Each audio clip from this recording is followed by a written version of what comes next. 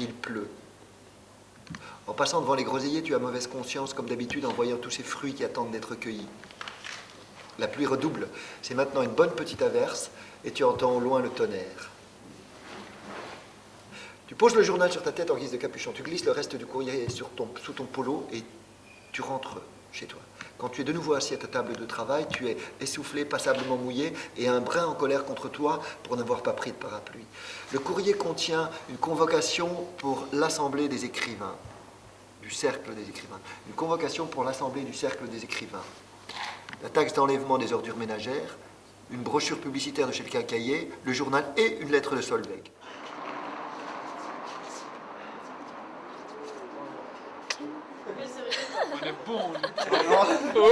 Voilà, on se trouve devant le théâtre Balsamine. On va voir une pièce de théâtre qui s'appelle Y a-t-il des tigres au Congo? Les deux acteurs s'appellent Olivier Darimont et Yann Amanecker et la metteuse en scène s'appelle Isabelle Paternotte. Alors qu'est-ce qu'il y a d'autre dans l'émission? Justement, avec Isabelle Paternotte, les jeunes coups de poussière vont suivre une animation théâtre-action où on va découvrir la thématique du sida grâce au théâtre. Et pour agrémenter le tout, on a eu l'occasion de rencontrer Monsieur Marzen qui nous parle un peu de son expérience en tant que sidéen. Voilà. Il ne faut plus m'attendre, c'était la dernière fois. Tu m'as trompé, il est vraiment trop tard. L'amour s'est envolé, c'est la fin de notre histoire.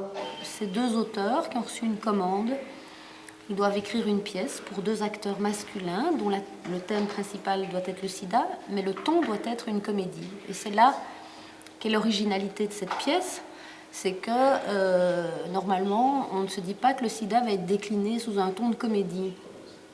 Et c'est là que tout est tordu, qu'il y a des coups de théâtre, qu'il y a des surprises, et qu'il y a d'abord une situation d'ailleurs un peu fermée, puisque ces deux auteurs très vite constatent qu'ils ne s'en sortent pas avec ces deux contraintes, sida et comédie. Si on n'a plus le droit de plaisanter avec ça... Moi, ce qui me plaît, c'est que l'humour est utilisé pour réaliser combien on est mal à l'aise par rapport à cette thématique. Et très vite, ça révèle nos ambiguïtés, nos peurs. Et c'est ce qui se passe avec ces deux auteurs, parce que comme ils doivent écrire une pièce sur le sida, eh bien, ils discutent du sujet d'abord, parce qu'ils doivent d'abord se mettre d'accord du départ. La pièce n'est pas écrite. Mais comment est-ce que vous allez annoncer ça à votre entourage?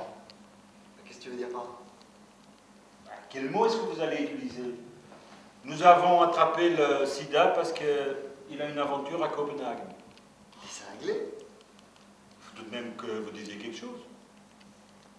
Et nous transformer en paria numéro 1 de la société?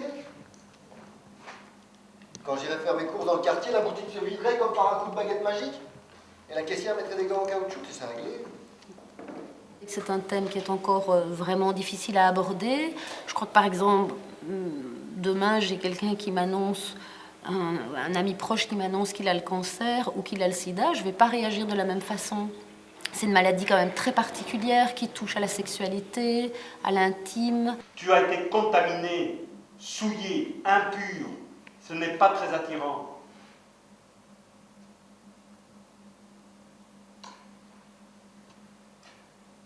Vu sous cet angle, il vaudrait peut-être mieux Qu'elle soit séropositive elle aussi. Ouais. Il y a deux hommes et il y en a un qui a été faire un voyage.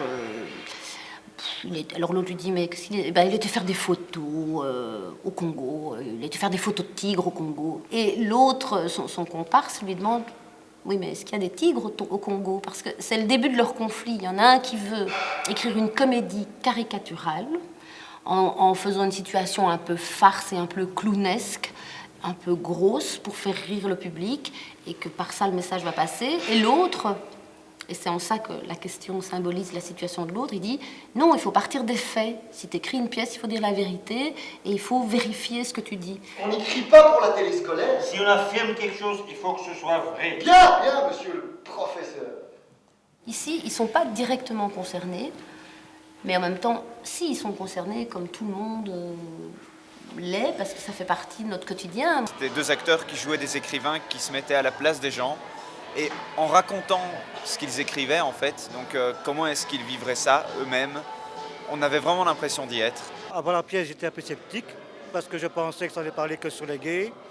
Et en fait, j'étais fort surpris parce que les deux personnages, c'était des hétéros, dont un a attrapé la maladie en trompant sa femme. Donc c'est pas basé sur les homos. Ça m'a déjà fait beaucoup plaisir. Ça a été fait d'une manière assez amusante et en même temps en faisant réfléchir, quoi. Ça m'a beaucoup apporté vu que moi-même j'ai la maladie. Donc avec le recul, moi je commence à un peu en rire aussi, quoi. Est-ce que le jeu des acteurs vous a permis de rentrer peut-être plus dans le caractère d'un personnage qui aurait attrapé le sida? Oui, mais j'ai l'impression qu'on ne peut jamais être certain de la façon dont on agit face, dans une telle situation face au sida. Par exemple, si on est contaminé ou... Donc je me dis que même s'ils essayent de se mettre dans la peau d'un malade, je pense que personne n'en est capable, quoi. Je me suis dit, mais en fait, on ne sait pas grand-chose, quoi. On a vraiment des informations globales et on ne sait pas qu'il y a d'autres MST qui sont tout aussi dangereuses à long terme et tout ça. Et donc ça m'a aussi fort remis en question parce que je me dis, ouais, depuis que je suis petite aussi, on me sensibilise à ça, mais comment changer ça pour que ce soit qu'il y ait un plus grand impact et qu'on ait cette prise de conscience que finalement c'est très large, quoi. Et c'est un truc hallucinant parce que voilà, on est majeur, on sait très bien quel danger on risque, et pourtant il y en a qui arrivent encore à prendre ce risque. Donc c'est plutôt ce côté-là qui me pose encore question, que je comprends toujours pas, quoi. Ouais, parce qu'il suffit d'une fois, tout le monde le sait. On se dit ça arrive qu'aux autres parce que tous les modèles qu'on voit à la télévision et tout ça, c'est soit des homos, soit des Africains, soit des... Et donc finalement, on se dit c'est bon, quoi, c'est dans leur pays, d'accord, il faut faire gaffe, mais nous... Tout le monde se protège entre guillemets, donc si on couche sans se protéger, de toute façon l'autre personne ne l'aura pas, puisque ça n'atteint tellement pas l'Europe, ça n'atteint tellement pas notre milieu que c'est impossible. 3 personnes contaminées par jour. Ouais, non, ça je le sais bien, mais on a l'impression... Oui, je suis tombée de ma chaise quand j'ai lu ça dans le journal lors de la journée le 1er décembre. Là, il y avait un article dans le soir. 3 personnes contaminées par jour. Ouais, de toute façon, c'est tous des drogués. Tous mais des oui, homos, mais oui. Je vais être tout à fait honnête avec vous, c'est une animation que je n'ai jamais faite. Vous allez être mes cobés, donc vous serez le plus honnête possible après pour me dire ça c'était pas très chouette ou ça c'est trop court. Ou bon. Je vais vous imposer le début du dialogue. Les 5 premières phrases, je vais vous les donner, vous ne pourrez pas les choisir. Chaque groupe lira sa production au reste du groupe. Je dis top pour la phrase numéro 6. Chacun, sur votre feuille, vous écrivez une proposition de phrase. Quand tous les 3, vous avez une proposition de phrase, vous la mettez en commun et vous vous mettez d'accord sur la phrase que vous allez choisir. Moi, j'aime bien les autres homosexuels. Ah oui, ça oui. Moi j'en ai déjà une, je suis en train d'écrire. Enfin, là, je suis sûr. Donc, et quoi? Ça a déjà des trucs. Tu es très bien installé ici. Oui, j'ai eu beaucoup de chance de trouver si vite. Je suis désolé d'arriver à l'improviste. Aucun souci, je vais m'organiser. Mais je n'arrive pas les mains vides. Ça reste une surprise. J'ai une bonne et une mauvaise nouvelle. Ça tombe bien, moi aussi. Je peux choisir laquelle tu me diras en premier. D'accord, mais si je parle en premier. Ok, parce que de toute façon, je suis pas sûr que tu seras encore là après m'avoir entendu. Je suis bisexuel. Poisson d'avril. Je suis séropositif. Voilà. Bon, merci mes cobés. À un moment donné, il fallait arrêter un choix et donc respecter l'autre, faire un deuil d'une proposition que auquel vous étiez attaché. C'est marrant, toi, quelquefois je t'ai entendu, tu disais « Ah, ça galère, ça va pas ». Et c'est marrant parce que votre dialogue, il y a une petite histoire dans votre dialogue. Toute simple, mais il y a une petite histoire.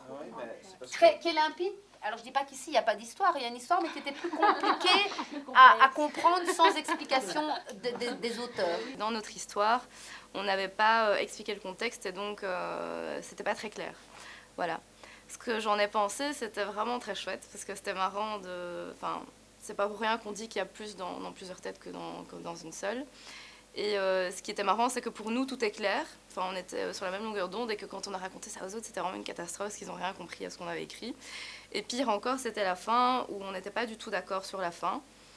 Donc voilà, donc c'est chouette pour voir comment est-ce qu'on travaille en groupe, quel genre de soucis on peut avoir quand on travaille en groupe.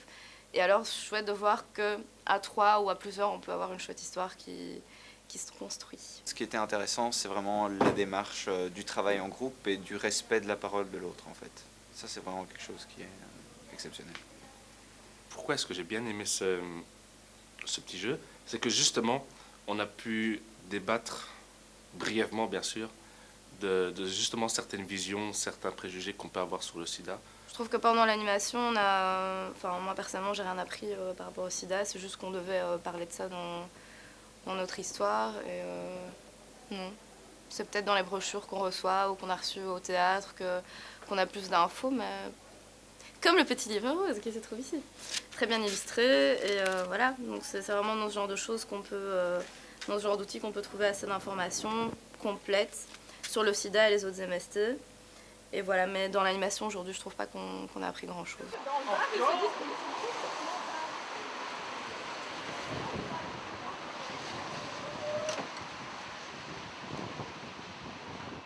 Ainsi, je m'appelle Denis Marsden, j'ai 52 ans, je suis éducateur spécialisé et actuellement je travaille dans le domaine des soins palliatifs. Vous m'avez demandé de venir parler du sida. À quel titre est-ce que j'en parlerai? Bien parce que je vis maintenant avec cette sale bestiole depuis plus de 20 ans, que j'ai résolu d'en parler tout de suite ouvertement, de le vivre d'emblée ouvertement, ce qui m'a valu à plusieurs reprises l'honneur des médias.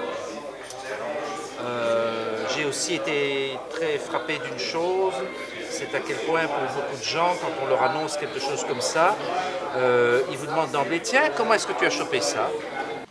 On va savoir comment il a attrapé cette saloperie, ça. Mystère. J'ai vu mourir beaucoup de gens de cette maladie, des gens jeunes dans la fleur de l'âge, parce que le sida est toujours une maladie mortelle, ça il faut quand même bien le rappeler, hein, on ne peut pas éluder ça. Le sida est une maladie qui continue d'engendrer l'exclusion, contrairement à d'autres maladies comme la sclérose en plaques ou le cancer par exemple. Lors de la fête de Noël de l'Union des écrivains, les collègues viendraient me toucher.